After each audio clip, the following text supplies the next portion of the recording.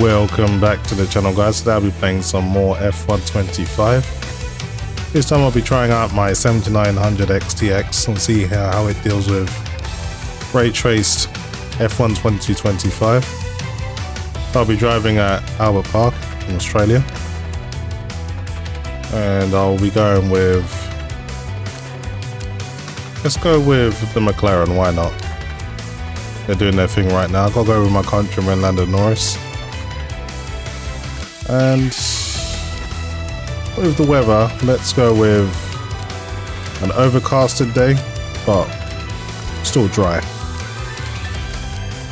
And in terms of assists, as you can see, I'm only using medium traction control, automatic gears, and everything else is done by me. So let's start the event. It's finally time once again to begin what promises to be another thrilling season of Formula One action. Pre-season times, subject of so much discussion in recent weeks, mean nothing now, as the cars line up to battle it out for points once again. So let's get this season underway. Welcome to the Australian Grand Prix. So I'm sure there'll be plenty to talk about this afternoon, and who's going to talk about it with us? None other than Naomi Schiff. Hi, Naomi. So here we are then at Albert Park. It's a street track. Well, it's not, it's a park track. People go for a nice Sunday afternoon stroll, but not this weekend. Well, what a wonderful location. And today the challenge for them is going to be that this is a street circuit. So the probability of safety cars are quite high.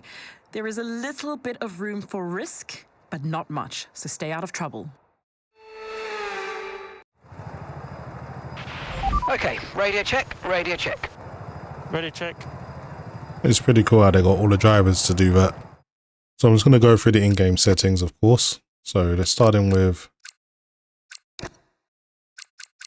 Okay, so playing at a resolution of 3840 by 2160 at 120 Hz. However, I am using AMD FSR. This is FSR3, by the way.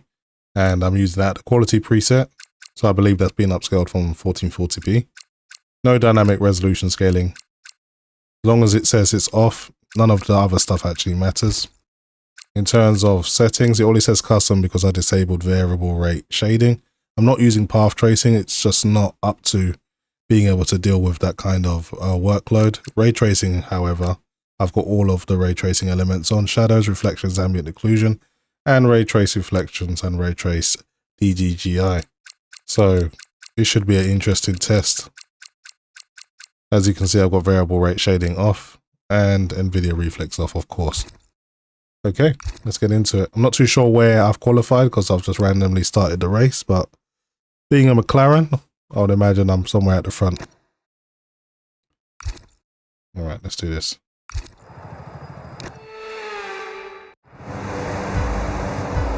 Let's try and get a good start here.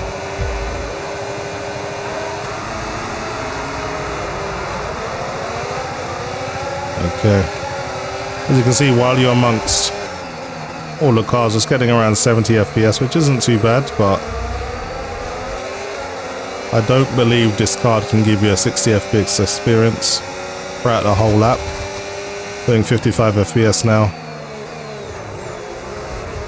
Try and take it easy on the first lap. Don't want to damage anything. Want to pick up any penalties. Done Hamilton there, pretty easy. Got Kimi Antonelli here in his rookie season, and for me, he's been a bit hot and cold. He started very, very well at the start of the season, but he's kind of falling off a little bit.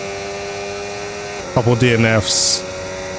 He's got some experience to gain, so we've got to give him a break. But at the same time, he's in a very, very good car, and he's getting, you know, outshunned by Isaac Higjh in the Racing Bull in his rookie season as well, so there's no excuse for it really. And for me, he's been, at least Toto Wolff has hyped him up quite a bit, but I don't think he's lived up to the hype.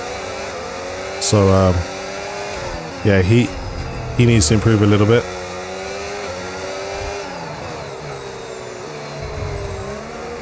Okay, we're not doing too bad on the first lap.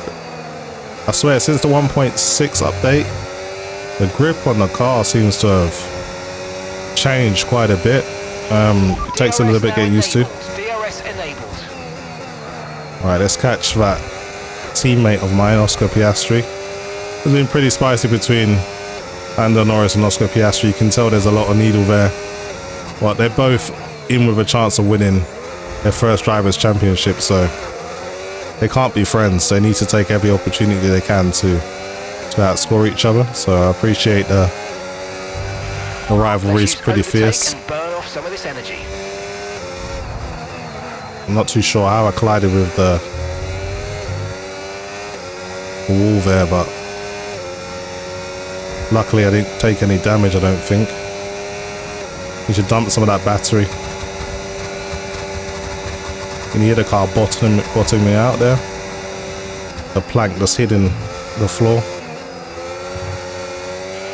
Right, we need to get past here. Use overtake. Use overtake. Yep, I will. So just for those who are interested, I'm driving with my PlayStation 5 control pad. I'm not using a wheel. So if you're wondering about the erratic inputs on the steering, that's the reason why. Can't put the smooth inputs like those guys on the wheel. A lot more precision there. Alright, let's see if we can catch Piastri with a little bit of overtake. Dump some battery now. You're increasing the gap on the car behind by 0.5 a lap. That's good, almost dropping whoever's behind me by half a second. But I'm more interested in getting past my teammate here. So I'm using a 4900 KS, and I actually updated my MAXIMUS ROG Apex motherboard from ASUS to the latest BIOS, because we all know about the Intel i9 fiasco with the degrading chips. So I thought, why not, let's just update to the latest BIOS. I haven't updated for a while, but ever since I've updated, it seems like my chip's using a bit more voltage now, 1.44 in games, where it previously only used 1.395 or 1.4 as a maximum. So I don't know if my chip's degrading or they just decided that was necessary for stability. But if you've got something like a 3900K that doesn't boost to 5.9 gigahertz as a base, then you can kind of get away with being 1.35, 1.375 voltage. But when you got a base clock of 5.9 gigahertz or the boost of 6.2, you need to be in that 1.4 kind of voltage range to keep those frequencies stable. So anyone telling me that I'm hurting my chip, this is just normal for this type of CPU. Okay, let's actually try and get a... Oh, I just cut the track there by accident. I'm probably going to get a penalty for that. Okay, got away with it, seems. Guess they deemed it I never gained an advantage there. But Piastri, we got to displace him on this lap now. We've been tucked up behind him for too long.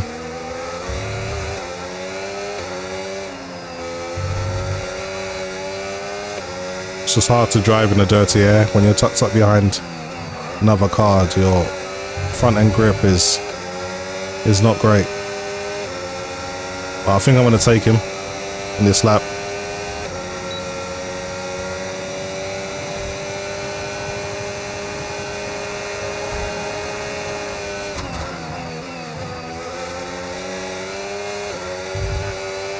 Okay, got a better exit. PRS. Pump some of the battery. Take him on the braking.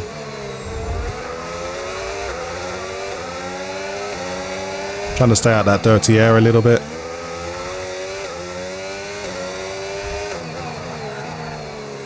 Should really be doing better with the car that I'm driving, but it's not that easy.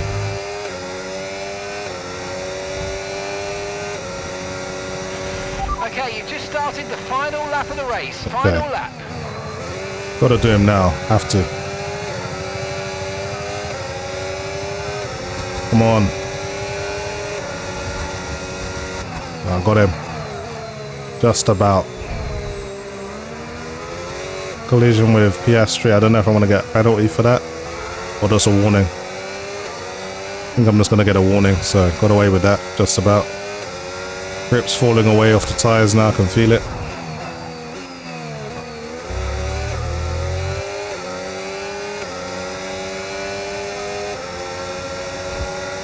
So you get a decent playable experience with the 7900 XTX, still going strong, but it's not going to lock 60 FPS. Yeah, Street come back and took that position. He's not letting up, man. He's not giving this podium position up.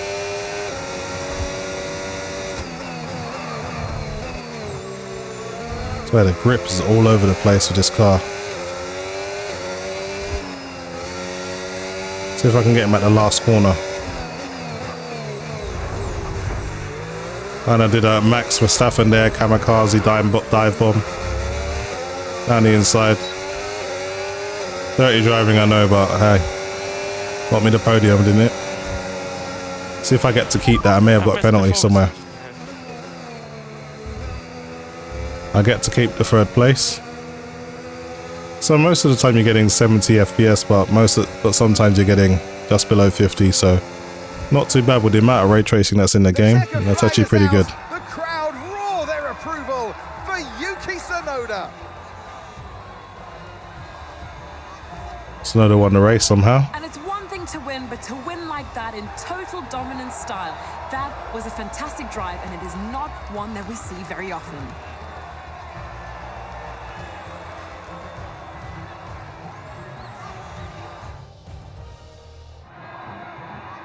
And once all the hard work is over, and after lap of brilliant racing, it's time now to celebrate with our podium trio. And the little man towers over the rest. It's the top step of the podium for Yuki Tsunoda.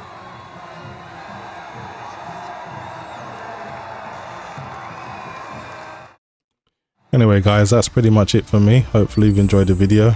And as always, thanks for watching. And with that, we wrap up another weekend of motorsport action. But with more races lined up, be sure to join us when we come back with more Formula One.